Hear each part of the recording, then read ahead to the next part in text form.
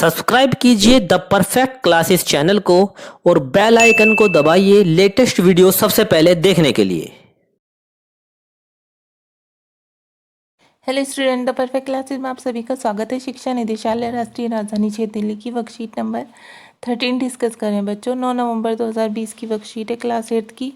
विषय है सामाजिक विज्ञान। विद्यार्थी अपना नाम लिख लेंगे, कक्षा अध्यापक का नाम लिख लेंगे। टॉपिक है बच्चों कंपनी का फैलता शासन। तो आरंभिक काल की बात करते हैं। बक्सर की लड़ाई जो कि 1764 में हुई। बक्सर की लड़ाई के बाद कंपनी ने भारतीय रियासतों में कंपनी के राजनीतिक या व्यावसायिक प्रतिनिधि, जिन्हें रेजिडेंट कहा जाता था, तैनात कर दिए। उनका काम कंपनी के हितों की रक्षा करना और उन्हें आगे बढ़ाना था। रेजिडेंट के माध्यम से कंपनी के अधिकारी भारतीय राज्यों के भीतरी मामलों में दखल देने लगे थे। अगला राज्य कौन होगा, किसको किस पद पर बिठाया जाएगा, ये चीज़ें भी कंपनी के अफसर तय करना चाहते थे। कई बार कंपनी ने रियायतों पर सहायक संधि भी थोप दी। जो रियायत इस बंदोबस्त को मान लेती थी, उसे अपनी स्वतंत्र सेनाएं रखने का अधिकार नहीं था। मतलब अपनी सेना खुद की नहीं रख सकते थे वो, उसे कंपनी की तरफ से सुरक्षा मिलती थी।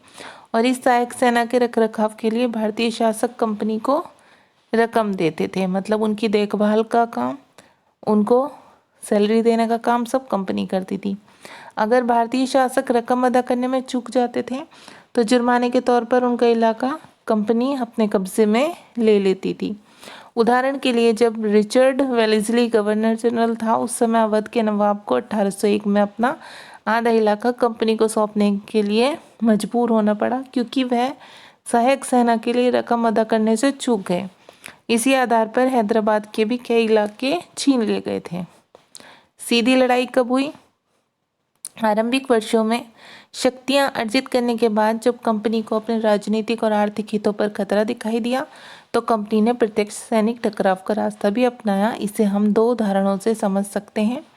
मैसूर का टीपू सुल्तान हैदर अली, जो कि 1761 से 1782 के बीच का पीरियड काल में रहे थे। उनके विख्यात पुत्र टीपू सुल्तान का समय था 1782 से 99 तक। जैसे शक्तिशाली शासकों के नेतृत्व में मैसूर काफी ताकतवर हो चुका था। मालाबार तट पर होने वाले व्यापार मैसूर रियासत के नियंत्रण में थे, जहां से कंपनी काली मिर्च और इलायची खरीदती थी। 1785 में टीपू सुल्तान ने अपनी रियासत में पड़ने वाले बंदरगाहों से कंपनी को काली मिर्च और इलायची के निर्यात को रोक दिया। सुल्तान ने स्थायी सौदागरों को भी कंपनी के साथ व्यापार करने से रोक दिया। सुल्तान ने फ्रांसीसी व्यापारियों के साथ भी घनिष्ठ संबंध विकसित किए और उनकी मदद से अपनी सेना का आधुनिकीकरण किया। सुल्तान के इन कदमों से अंग्रेज आग बबूला हो गए। मैसूर के साथ अंग्रेजों की 4 बार जंग हुई। पहली 1767 से 69 के बीच में, फिर 1780 से 84 तक, फिर 1790 से 92 तक और फिर 1799 तक। श्रीरंगपट्टनम की जंग 1799 में टीपू सुल्तान मारे गए, जो चौथी जंग हुई थी। और मैसूर का राजकाज पुराने वोडियार राजवंश के हाथों में सौंप दिया गया। इसके साथ ही मैसूर पर भी सहायक संधि थोप दी गई। मराठों से लड़ाई। 18वीं शताब्दी के आखिर में कंपनी मराठों की ताकत को भी काबू और खत्म करने के बारे में सोचने लगी थी। 1761 में पानीपत की तीसरी लड़ाई में हार के बाद दिल्ली से देश का शासन चलाने का मराठों का सपना चूर चूर हो गया। उन्हें कई राज्यों में बांट दिया गया। इन राज्यों की बागडोर सिंधिया, होलकर, गायकवाड़ और भोसले जैसे अलग अलग राजवंशों के हाथों में थी।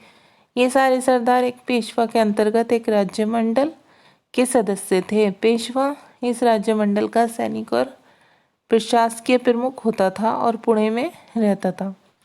महाजी सिंधिया और नाना फडणवीस दो प्रसिद्ध मराठा योद्धा और राजनीतिज्ञ थे। एक के बाद एक कई युद्धों के द्वारा कंपनी ने मराठों को घुटने टेकने पर मजबूर कर दिया। पहला युद्ध 1782 में सालाबाई संधि के साथ खत्म हुआ, जिसमें कोई पक्ष नहीं जीत पाया। दूसरे अंग्रेज मराठा युद्ध 1803 से 5 कई मोर्चों पर लड़ा गया।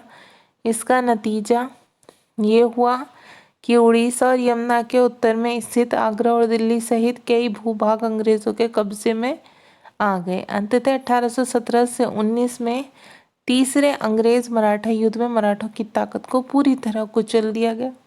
पेशवा को पुणे से हटाकर कानपुर के पास बिठूर में पेंशन पर भेज दिया गया। अब विंध्य के दक्षिण में स्थित पूरे भूभाग पर कंपनी का नियंत्रण हो चुका था।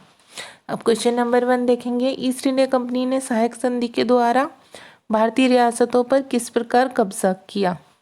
तो इसका आंसर लिखेंगे बच्चों हम यहाँ तक।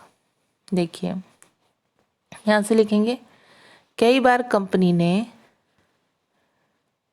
कंपनी ने रियासतों पर सहायक संधि भी थोप दी। जो रियासत इस बंदोबस्त को मान लेती थी उसे अपनी स्वतंत्र सेनाएं रखने का अधिकार नहीं रहता था। उसे कंपनी की तरफ से सुरक्षा मिलती थी और इस सहायक सेना के रखरखाव के लिए भारतीय शासक कंपनी को रकम देते थे। अगर भारतीय शासक रकम अदा करने में चूक जाते थे तो जुर्माने के तौर पर उनका इलाका कंपनी अपने कब्जे में ले लेती थी। आंसर नंबर 1 हो गया। अब क्वेश्चन नंबर 2 देख लेते हैं बच्चों। क्वेश्चन नंबर 2 है अंग्रेज टीपू सुल्तान से क्यों आग बबूला थे? इस लड़ाई के क्या परिणाम हुए? ठीक है, देखिए क्वेश्चन नंबर 2। अब क्वेश्चन नंबर 2 का आंसर हम यहाँ से लिखेंगे। देखिए क्यों हुए और क्या परिणाम हुआ ये भी बताना है हमें। तो देखिए पहले हम लिखेंगे 1785 में, यहाँ से लिखना शुरू करना। टीपू सुल्तान ने अपनी रियायत में पड़ने वाले बंदरगाह से कंपनी को काली मिर्च और इलायची के निर्यात को रोक दिया। सुल्तान ने स्थानीय सौदागरों को भी कंपनी के साथ व्यापार करने से रोक दिया। सुल्तान ने फ्रांसीसी व्यापारियों के साथ भी घनिष्ठ संबंध विकसित किए और उनकी मदद से अपना सेना का आधुनिकीकरण किया। ठीक है, फिर हम लिखेंगे सुल्तान के इन कदमों से अंग्रेज आग बबूला हो गए। मैसूर के साथ अंग्रेज़ों की 4 बार, ये सन लिखने आपको चारों बार के, ठीक है, जंग हुई। श्रीरंगपट्टम की जंग में टीपू सुल्तान मारे गए। यहाँ तक आप आंसर नंबर 2 लिखेंगे। 1785 से मारे गए। ठीक है, अब क्वेश्चन नंबर 3 देखिए। मराठा संघ के प्रमुख राजवंश कौन से थे?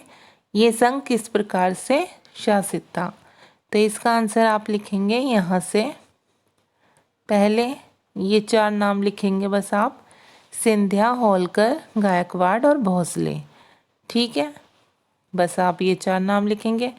उसके बाद आप यहाँ से लिखेंगे ये सारे सरदार एक पेशवा सर्वोच्च मंत्री के अंतर्गत एक राज्यमंडल कन्फेडरेसी के सदस्य थे।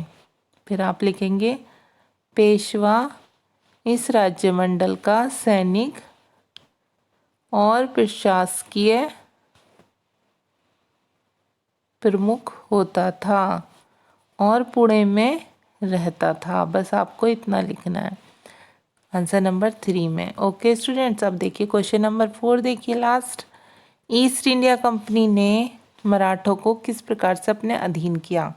तो इसका आंसर आप लिखेंगे यहाँ से 1807 से 1819, यहाँ से लिखना शुरू करेंगे 1817 से 19।